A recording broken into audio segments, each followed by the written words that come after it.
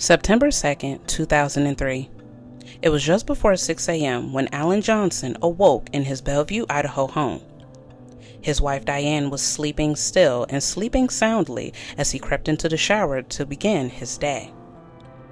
What would happen next would shock the little community of Bellevue, Idaho, and would leave police in a tailspin.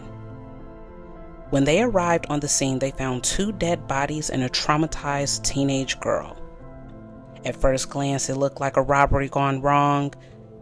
Gang members had entered the home and killed the couple, sparing their teenage child. But police would soon uncover that this mystery was far more deeper and far more sinister than they had been led to believe. And while Sarah Johnson appeared traumatized, police would uncover how much of a pathological liar she really was.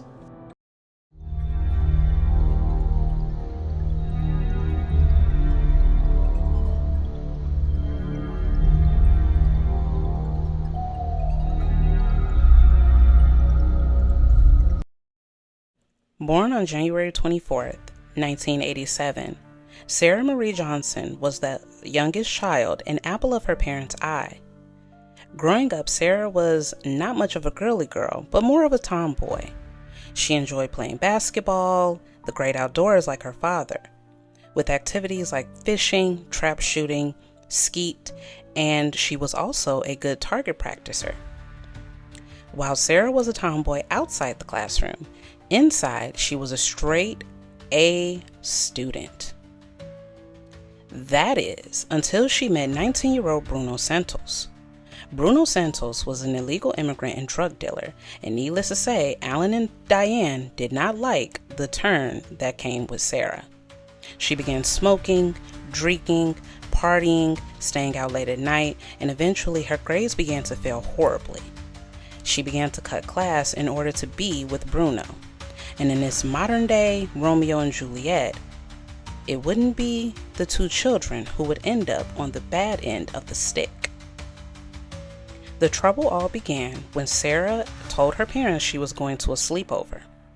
When her parents arrived the next morning to pick her up, they were notified that there was no sleepover and Sarah had never shown up at their home.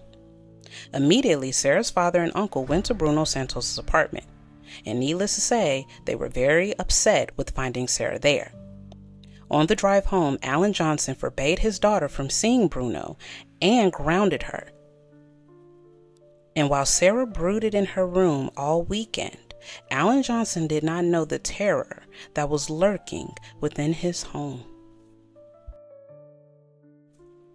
Coming up, 2 dead bodies and 1 mystery. Was it the love-struck teenagers who had committed the perfect crime, or was it something more sinister?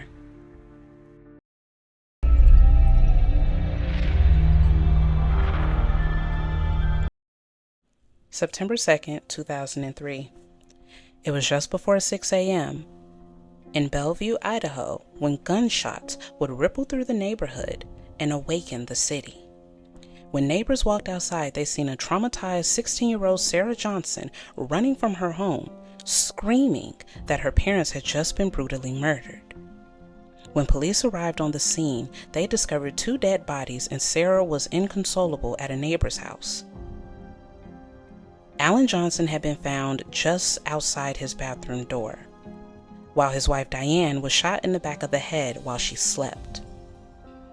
And when police interviewed Sarah at the police station, she claimed that she could not have done anything to hurt her parents, don't know who could have killed her parents, as her parents were not people that were troublemakers.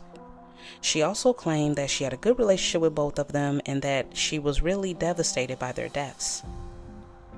However, it didn't take police long to connect the dots. Just 2 days prior, Alan Johnson had gotten into a verbal altercation with 19-year-old Bruno Santos and claimed that he would have Bruno arrested for statutory rape against Sarah. Police also collected Sarah's clothing from the morning of the murder and discovered that gunshot residue was found on multiple articles of her clothing, indicating that Sarah had been the shooter of a gun. They also confiscated trash that was outside the Johnson home scheduled for pickup that same day. Police couldn't help but wonder, Could a 16-year-old kid really have committed this horrible crime and killed her parents over a boyfriend? And when they spoke with Bruno Santos, he claimed that after that altercation, he had nothing more to do with Sarah, and he had nothing to do with the Johnsons' brutal murder.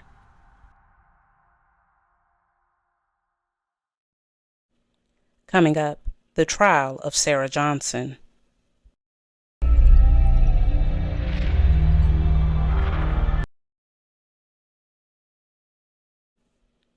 Bellevue, Idaho, 2004. It was a beautiful afternoon. However, for Sarah Johnson, then 17 years old, she found herself on trial for the brutal double murders of her parents, Alan and Diane. The motive? The parents had forbade their daughter from interacting with her 19-year-old boyfriend. Prosecutors allege that Sarah covered herself with her robe, planted knives around the house to make it look like a burglar had got in, shot and killed her parents, then disposed of evidence in the trash before running and calling police. In a dramatic closing argument statement, the lead attorney put on Sarah's actual robe to demonstrate how she committed the murders. When it was the defense's turn, her defense would claim that Sarah Johnson loved and idolized her parents to a degree that she could not have been guilty of such a crime. They also claimed that the police were very sloppy in their work. While many witnesses got on the stand to testify to Bruno and Sarah's relationship and how she was just head over heels for him, Sarah's defense dismissed the claim and actually said that it could have been Bruno who had the Johnsons murdered because of the fact that they wanted him arrested for statutory rape. When the jury would deliberate, they would have so many questions. Could a child brutally unalive her parents for a boyfriend?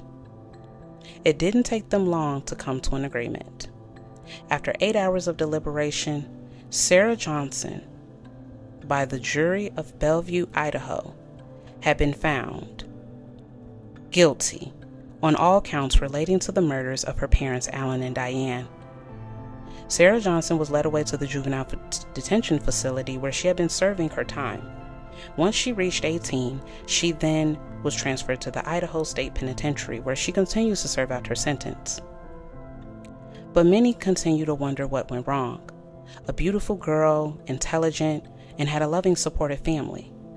How could she then come to one day pull the trigger of a gun that would end her parents' lives? And the main question, why did she really do it?